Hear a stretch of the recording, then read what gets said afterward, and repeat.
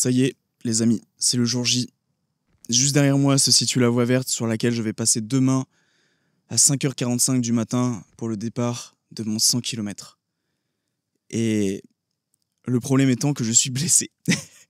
Autant commencer les choses directement pour un petit peu contextualiser et expliquer ma situation actuelle.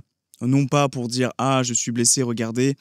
Du coup, si je fais pas les 100 km, si j'abandonne avant, etc., c'est normal. » Non, pas du tout. Je vais faire l'essentiel pour aller au bout des choses. Seulement, j'aimerais un petit peu expliquer, contextualiser, parce que ça me bousille mentalement parlant depuis plusieurs jours maintenant. Je pensais que la douleur allait s'estomper, mais la douleur ne fait que s'aggraver au fil des jours. Alors, tu me diras, ok Tom, mais pourquoi tu décales pas, pourquoi tu cours pas un petit peu plus tard? Parce que j'ai pris la responsabilité et je mets ici aussi également ma crédibilité en jeu, parce que je voulais courir ce dimanche 13. Il y a environ 2-3 semaines de ça, j'ai commencé à avoir une douleur au niveau de l'ischio gauche et je m'en suis pas plus soucié que ça. Je fais, en plus de 4 séances course à pied par semaine, 3 séances renforcement musculaire, dont des exercices polyarticulaires tels que le squat, le soulevé de terre et accessoirement le développé couché. Mais je suis pas une grosse machine sur cet exo, même sur les autres en fait, hein. Mais je suis pas très à l'aise, donc voilà. Mais ce qui est sûr, c'est que j'essaie d'être le plus complet possible. Mais qui dit le plus complet possible et qui dit s'entraîner 7 jours sur 7, dit forcément blessure. Malgré un sommeil à peu près de qualité, malgré que je ne suis pas un couche-tôt car je travaille souvent tard le soir, une bonne hydratation, même si je pense que ça dépend des jours. Et par contre, l'alimentation, ça, je n'ai rien à dire, je suis carré tout le temps. Je fais 0 cheat meal parce que j'en ressens tout simplement pas le besoin et parce que je suis très bien avec mes concombres, ma petite huile. J'ai oublié le nom de l'huile en question, l'huile de sésame, l'huile de noix, tu rajoutes voilà, une petite galette de riz. Moi, je suis le plus heureux du monde. Non, sincèrement, j'aime beaucoup ce que je mange. Au quotidien, je ressens aucune frustration. Et ça a été un travail sur des années. Parce qu'avant, on faisait quelques petites crises. Mais bref, on s'éloigne un petit peu du sujet. Donc, c'est pour dire qu'au niveau du mode de vie, en règle générale, il est plutôt bon. La seule chose que je dirais qui est contre mon gré, ou du moins qui est à mon désavantage, c'est le stress. Le stress, c'est bien connu pour que ça soit très, très, très mauvais pour la récupération. Et pas de chance, je suis quelqu'un de très anxieux, de très stressé au quotidien. Donc, la douleur en question, je commence un petit peu à m'en plaindre, mais en vrai, ça ne me dérange pas. Je sens juste quelque chose qui me tire un petit peu au niveau de l'ischio gauche. Mais je ne suis pas là non plus à crier sur les toits. Je savais qu'il fallait que je commence à deload. Donc, pour toi qui ne connais pas les termes, en gros, commencer à baisser les charges sur les séances de renforcement musculaire au vu et à l'arrivée du 100 km. Sauf que, et là, oui, je suis un gros abruti. Sur les mouvements tels que le squat et surtout le soulevé de terre, qui est, je pense, la cause majeure de cette douleur, je voulais à tout prix faire une certaine charge avec un certain nombre de reps, etc., sans forcément me soucier que dans 1 semaine et demie, 2 semaines, tu as ton 100 km, tu vois. Et c'est, j'ai envie de dire, quand c'était trop tard que j'ai commencé vraiment à réellement m'en soucier. Donc, depuis 1 semaine et demie, j'ai cette douleur. J'étais assez confiant sur le fait que ça allait se régler, entre guillemets, avant le jour J. Dimanche dernier a été le jour fatidique où je me suis dit « Ok Tom, c'est la merde » parce que je n'ai pas pu courir et j'avais un run normalement d'1 heure, 1 heure et demie, autrement dit une sortie longue. Là, vraiment, bon, tu le vois pas vraiment derrière parce que c'est flouté normalement, mais la voie verte, c'est vraiment la voie verte sur laquelle je cours, c'est ma 2e maison, tu vois. Vraiment, j'aime beaucoup cet endroit. Et donc, j'ai pas pu courir dimanche, je me suis dit, mec, t'as 7 jours pour récupérer, tu vois. Et donc, j'ai massé, mis du chaud, du froid. Je bois jusqu'à 4 à 5 litres d'eau par jour, tu vois. Donc, vraiment, j'optimise le maximum de choses. Pareil, j'essaye de faire l'effort de me coucher un petit peu plus tôt. J'essaye donc de faire l'effort de me lever un peu plus tôt. Mais malgré tout ça, et masser, au rouleau, à la balle, ça ne passe pas. Il y a eu un petit peu, ça a été un petit peu en dents de scie, c'est-à-dire que, tu vois, par exemple, il y a 2 jours, j'avais quasiment aucune douleur. Sur mon run du jeudi, je cours et tout, tranquillement, bam, bam, bam. Je sors du run, je me dis, putain, c'est bon. En vrai, je dis pas que c'est solutionné, mais je peux courir. Parce que souviens-toi, 4 jours avant, le dimanche, je ne pouvais pas du tout courir. Ou en tout cas, je n'osais pas poser un pied devant l'autre. Donc j'étais parti marcher. Et même marcher, ça me faisait mal. Et je suis resté confiant, mine de rien, pendant ces 7 jours, plutôt que d'essayer de m'abattre sur moi. Je suis désolé, il y a un TGV qui passe juste à côté. Donc malgré que je vais traiter le son, ça risque de s'entendre un petit peu. Donc c'est passager, tu m'excuseras. Je suis assez confiant parce que pour le marathon, ça m'a fait exactement la même chose. J'avais eu une blessure à la cheville droite, au tendon d'Achille. En fait, jusqu'à maintenant, je ne saurais même pas te dire c'était quoi le problème parce que je ne savais pas identifier le problème sur le moment et ça s'est réglé. Et après, je m'en suis pas plus soucié que ça et j'ai jamais eu de problème en question. Mais je m'étais blessé en fait au niveau du haut niveau du tendon d'Achille droit. C'était aux alentours de février-mars, donc durant ma préparation marathon qui a duré un peu plus de 3 mois. Et 10 jours avant le marathon, littéralement, sur cette même voie verte, au même endroit, là, juste derrière moi, au bout d'1 kilomètre, même pas 500 mètres, je me suis arrêté parce que je ne pouvais pas courir tellement ça me faisait mal. Et j'avais tout mis en place. Je mettais la baume de tigre, je me massais, je buvais, j'essayais de dormir plus, j'essayais de me coucher un peu plus tôt, etc. Et en 5, 6, 7 jours, autrement dit 3, 4 jours avant le marathon, la douleur était quasiment plus là. Et pour le marathon, elle m'a pas dérangé une seule fois, ne serait-ce qu'au 10e kilomètre ou le 8e de mémoire, où ça commençait un peu à me tirer. Je me suis dit, là, c'est la merde. Et la douleur ne m'a pas fait plus chier que ça sur la suite. Donc jusqu'à là, j'étais assez confiant. Sauf que là, à l'heure actuelle où je te parle, pour qu'on finisse de contextualiser tout ça, nous sommes le 12 juillet 2025. Il est midi 25. Magnifique. Je viens de faire un run de 2 km de décrassage juste avant, donc un petit quart d'heure, histoire de courir un petit peu, mais surtout pour vérifier l'état de ma jambe. Et tu devineras que ça ne va pas mieux. Je dirais même que c'est pire qu'il y a 2 jours. Alors, c'est pas une douleur au point de ne pas poser la jambe par terre. C'est sur une douleur de 1 à 10, on est sur du 3 ou du 4. Donc, c'est une douleur qui est supportable. Mais est-ce que ça serait une douleur qui sera supportable sur 50, au 60e, au 70e, au 80e kilomètre? En fait, après le 42e kilomètre, ça sera l'inconnu total pour moi.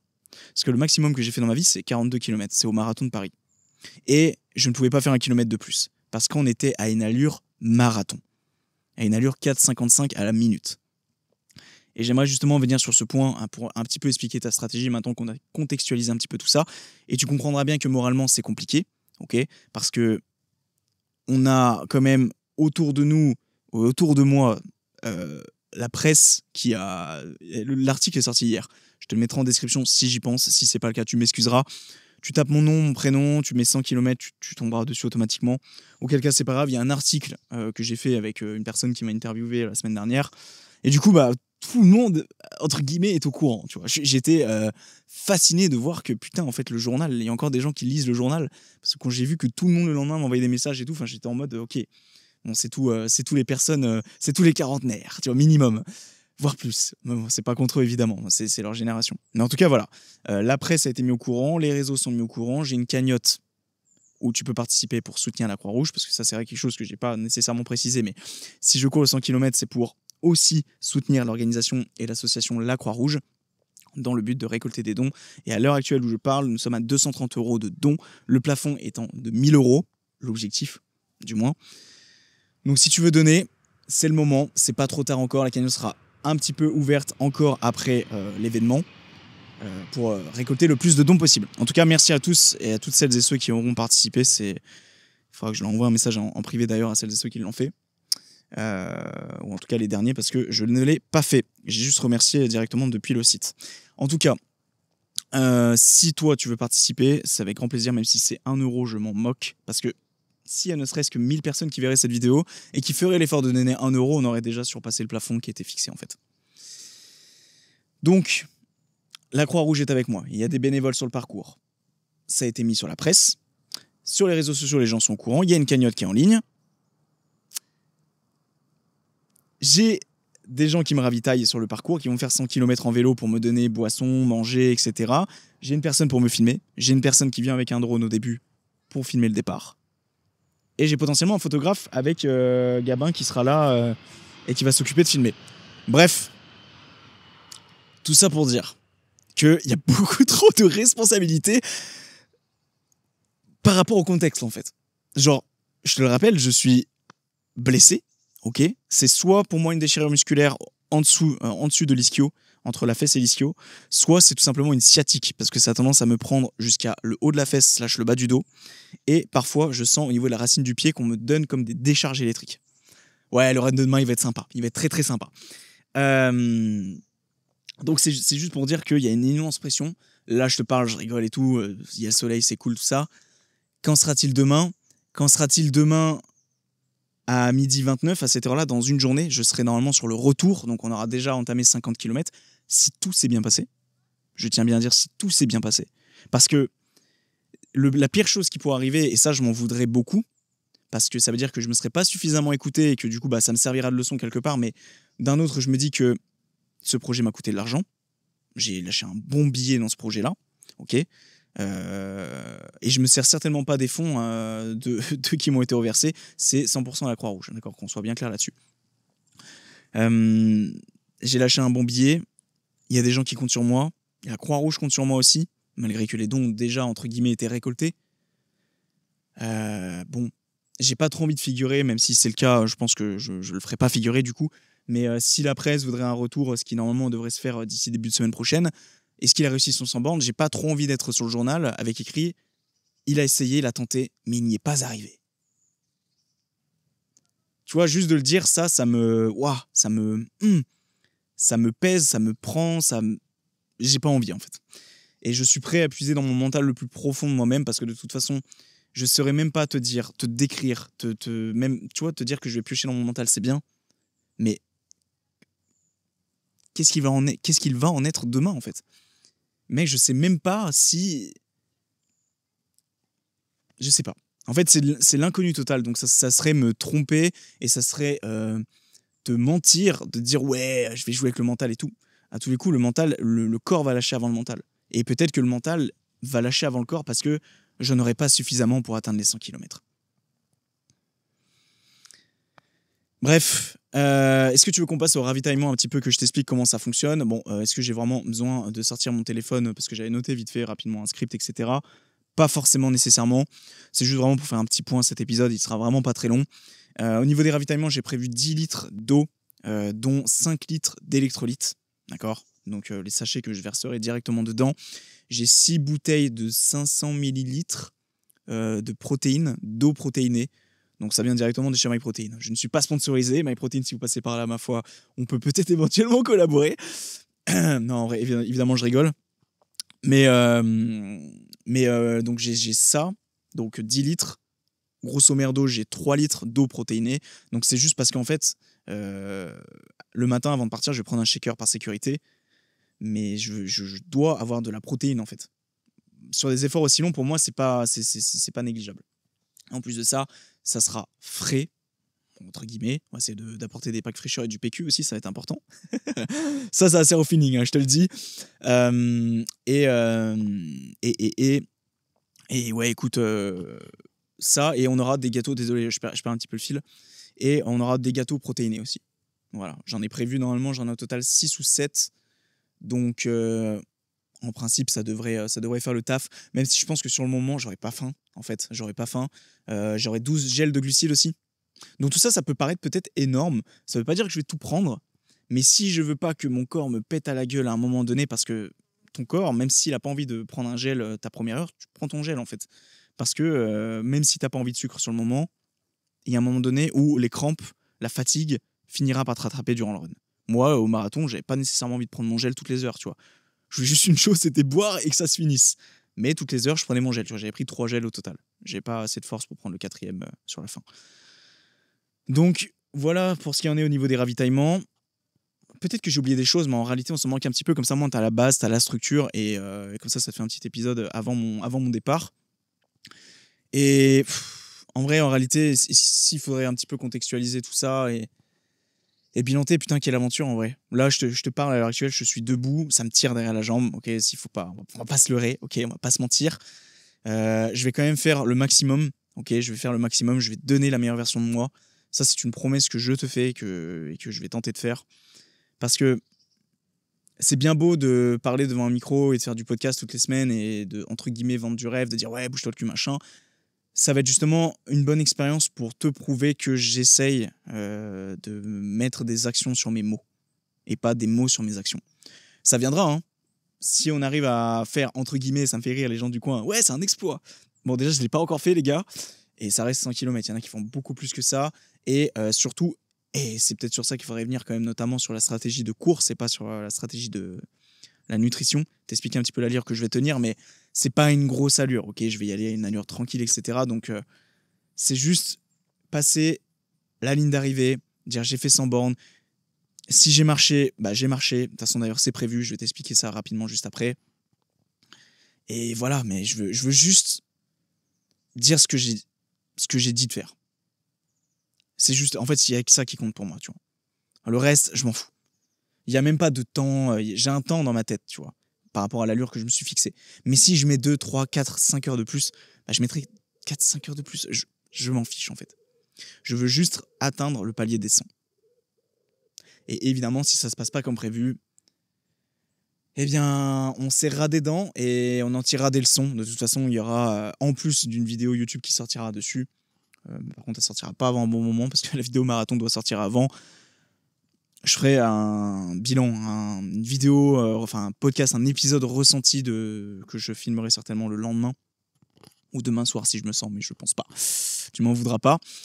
Donc voilà. Donc pour ce qui est de la stratégie de la course en elle-même, je vais être à une moyenne. Alors peut-être que toi qui cours pas, tu t'y comprends rien, mais c'est juste pour te faire comprendre que c'est vraiment une allure tranquille. C'est une allure qu'en gros, pour que tu saisisses si t'es pas un runner, et je me considère pas comme un runner, attention,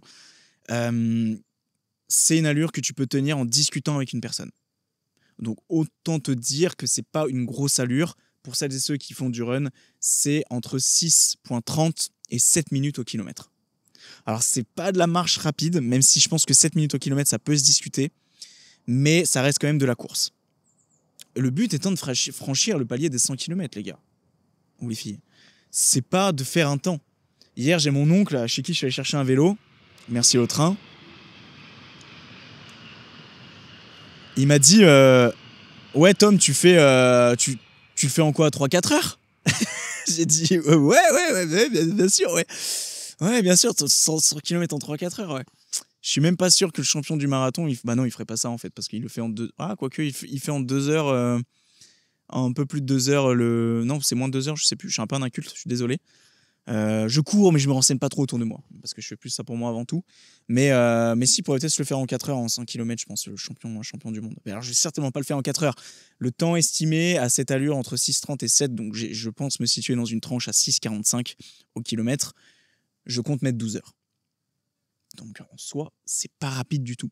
Si je voulais mettre de l'allure marathon, bah en principe, je le ferais en une dizaine d'heures. Un petit peu moins d'une dizaine d'heures. Bah ouais, 9 heures. Si je mettais de l'allure marathon. Mais c'est impossible. Le jour du marathon, quand je suis arrivé au 42,2e à la ligne d'arrivée, je ne pouvais plus mettre un pas devant l'autre en fait. C'était impossible pour moi. Sauf si on me disait, écoute, si tu fais pas ça, ta mère elle décède. Si tu cours pas 2 km de plus, ta mère elle décède. Bon bah dans ce cas, je fais tes 2 bandes de plus. Je pense que j'aurais trébuché sur la fin tellement j'étais mort, tu vois. Là, je pouvais plus mettre un pied devant l'autre. Donc si je mets de l'allure marathon pour les 100 bornes, c'est mort les gars. Je vais pas loin du tout. J'ai fait les 42 peut-être. Et encore, une allure marathon avec la douleur dans la cuisse là, non.